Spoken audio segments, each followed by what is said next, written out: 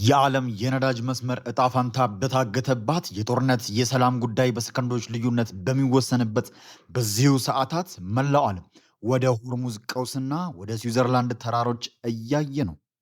ኢራን የዓለምን የኢኮኖሚ የደም ስር የሆነውን የሆርሙዝ ወሽመጥ ሙሉ በሙሉ መዝጋቷን ስታውጅ የአሜሪካው ፕሬዝዳንት ዶናልድ ትራምፕ በበኩላቸው ይህንን ወሽመጥ ከዘጋችሁት ዳግመኛ ሀገር የሚባል ነገር አይኖራችሁም ሲሉ እጅግ ብርቱና አስፈሪ ማስጠንቀቂያ ሰጥተዋል።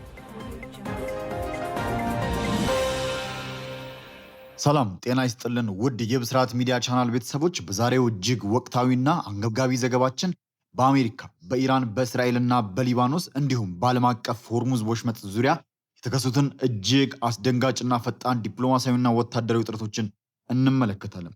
ወደ ትንታኔው ከመግባታችን በፊት እንዲህ ያሉ ዓለም አቀፍ ሚስጥራትና ወቅታዊ መረጃዎች በየቀኑ እንዲደርሳችሁ ቻናላችንን ሰብስክራይብ ማድረጋችሁ እንዳትረሱ እያለን የደውል ምልክቱን በመጫን ቤተሰብ ይሁኑ።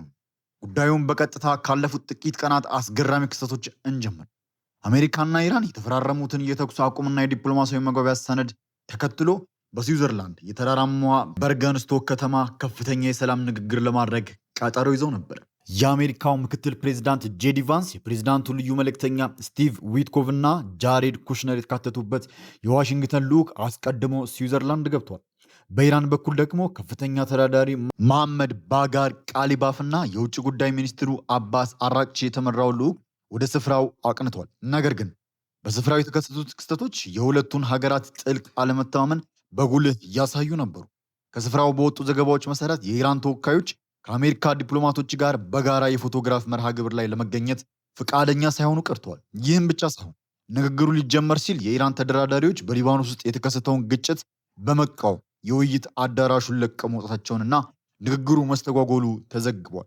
በኋላ ላይ በኳታርና ፓኪስታን አደራዳሪነት ውይይቱ በድጋሚ ቢቀጥልም ከባድ ውጥረት የነገሰበት እንደነበረም ተገልጿል። ኢራን እያቀረበችው ቅድመ ሁኔታ ግልጽ ነው። በእስራኤልና በደቡብ ሊባኖስ በሚገኘው የሂዝቦላ ታጣቂ ቡድን መካከል ያለው ውጊያ ሙሉ በሙሉ ካልቆመ አሜሪካ ጋር ምንም አይነት ድርድር ሊቀጥል አይችልም ባይናት። ይህ በእንዲህ እንዳለ የኢራን አብዮታዊ ዘበኛ ጨምሮ የሀገሪቱ የጦር አዛዥ የሆርሙዝ ወሽመጥ ሙሉ በሙሉ መዝጋቱን በይፋ አውጇል። የወሽመጡ የባህር ኃይል ማንኛውም አይነት የንግድም ሆነ የጦር መርከብ ወደ ቀጠናው እንዳይጠጋና እንቅስቃሴው ሙሉ በሙሉ እንዲያቆም አስጠንቅቀዋል። ኢራን ለዚህ ውሳኔው የሰጠችው ምክንያት አሜሪካ በቅርቡ በኢስላማባድ የተፈረመውን የመግባቢያ ሰነድ የመጀመሪያ አንቀጽ ጥሳለች የሚል ነው። እንደ ቴሄራን አባባል አሜሪካ በሊባኖስና በሁሉም ግንባሮች ላይ ወታደራዊ ጥቃቶች እንዲቆሙ ዋስትና የመስጠት ግዴታ ነበረባት። ነገር ግን እስራኤል በደቡብ ሊባኖስ ላይ የምታደርገውን ወታደራዊ ዘመቻ አጠናክራ ቀጥላለች። የእስራኤል ጦር በበኩሉ በደቡብ ሊባኖስ ውስጥ በሂዝቦላ ይዞታዎች ላይ የሚያደርገውን ጥቃት ማጠናከሩን የሚገልጹ መረጃዎችም ወጥተዋል። እስራኤል ከፖለቲካ አመራሮቿ የተኩስ አቁም መመሪያ እንደደረሳት ብትገልጽም በደቡብ ሊባኖስ የሚገኘው ጦሯ ራሱን ለመከላከል በሚል ጥቃቶችን እየሰነዘረ እንደሚገኝና በሰሜናዊ ድንበሯ ላይ ያለውን ስጋት እስካላስወገደች ድረስ ጦሯን ከሊባኖስ እንደማታስወጣ ጠቅላይ ሚኒስትር ቤንያሚን ኔታንያሁ በግልጽ ተናግረዋል። ሂዝቦላ በበኩል ወደ እስራኤል ምድር ከ50 በላይ ሚሳይሎችና ድሮኖችን መተኮሱን በማረጋገጥ እስራኤል በሊባኖስ ላይ የምታደርገውን ወታደራዊ እንቅስቃሴ ካላቆመች ጥቃቱ እንደሚቀጥል አስታውቀዋል። ነገር ግን የሆርሙዝ ወሽመጥ ተዘጋ የሚለው የኢራን መግለጫ የአሜሪካን ማዕከላዊ እዝ ወይም ሴንትኮምን በጽኑ አስተባብሎታል። የአሜሪካ ወታደራዊ ባለስልጣናት እንደሚሉት ኢራን ወሽመጡን የመቆጣጠርም ሆነ የመዝጋት መብት የላትም። በአንድ ቀን ውስጥ ብቻ ከ55 በላይ የንግድ መርከቦች ከ17 ሚሊዮን በርሜል በላይ ነዳጅ ጭነው በወሽመጡ በሰላም ማለፋቸውንና የአሜሪካ ባህር ኃይል የባህር መስመሩን ደህንነት በንቃት እየጠበቀ መሆኑን ዋሽንግተን አስታውቃለች። የአሜሪካው ፕሬዚዳንት ዶናልድ ትራምፕም ጉዳዩን እጅግ በከፍተኛ ትኩረት እየተከታተሉት ይገኛሉ።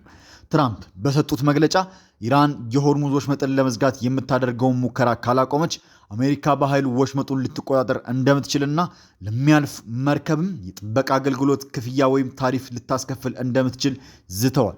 ትራምፕ ለኢራን አደራዳሪዎች ይህንን መስመር ከዘጋችሁት ዳግመኛ ሀገር የሚባል ነገር አይኖራችሁም፣ ወደ ሀገራችሁም በሰላም አትመለሱም በማለት እጅግ የበረታ ማስጠንቀቂያን አስተላልፈዋል። በተጨማሪም ኢራን በሊባኖስ የሚገኙትን ተላላኪዎቿን በአስቸኳይ እንድታስቆም፣ ካልሆነ ግን አሜሪካ ባለፈው ሳምንት ከፈጸመችው ጥቃት የጠነከረ እርምጃ በኢራን ላይ እንደምትወስድ አስታውቀዋል። በዚህ እጅግ በተወሳሰበ የጂኦፖለቲካዊ ጨዋታ ውስጥ ሶስቱ ዋና ዋና ኃይሎች የተለያየ አቋም ይዘው ይገኛሉ። ኢራን በሊባኖስና በሌሎች ግንባሮች ላይ የሚደረገውን የእስራኤል ጥቃት በአስቸኳይ እንዲቆምና የጣለበትን የኢኮኖሚ ማዕቀብ እንዲነሳላት ትጠይቃለች። እስራኤል በበኩሏ ሰሜናዊ ድንበሯ ላይ የሂዝቦላን ስጋት ሙሉ በሙሉ ሳታስወግድና ደህንነቷ ሳይጠበቅ ጦርነቱን እንደማታቆም ትገልጻለች። አሜሪካ ደግሞ የዓለም የነዳጅ መስመር በሰላም እንዲቀጥልና የኢራን የኒኩለር መርሃ ግብርን የሚገታ ዘላቂ ስምምነት ላይ ለመድረስ ትፈልጋለች። ሆኖም ግን ለተባባሪዋ እስራኤል የምታደርገውን ድጋፍ አላቆመች። የዓለም መሪዎችና የፖለቲካ ተንታኞች አሁን ላይ ትልቅ ስጋት ገብቷቸው ውጥረቱ በዚህ ከቀጠለና በስዊዘርላንድ የሚደረገው ዲፕሎማሲ ጥረት ሙሉ በሙሉ ከከሸፈ ቀጠናው ወደ ከፋና ሰፊ ቀውስ ሊያመራ ይችላል። የሆርሙዝ ወሽመጥ መዘጋት ወይም በእርሱ ዙሪያ የሚነሳው ወታደራዊ ግጭት መላው መካከለኛ ምስራቅ ብቻ ሳይሆን አጠቃላይ የዓለምና የሰላም ደህንነት አደጋ ላይ የሚጥል። የተከበራችሁ ውድ የቻናላችን ተከታዮች ክስተቶቹ በየደቂቃው እየተቀያየሩ ይገኛሉ። ዲፕሎማሲው የመጨረሻው መፍትሄ ያገኝ ይሆን ወይስ የኃይል እርምጃው ይቀድም? ዘገባችንን ከመቋጨታችን በፊት ለእናንተ አንድ ጥያቄን ተውላችኋል።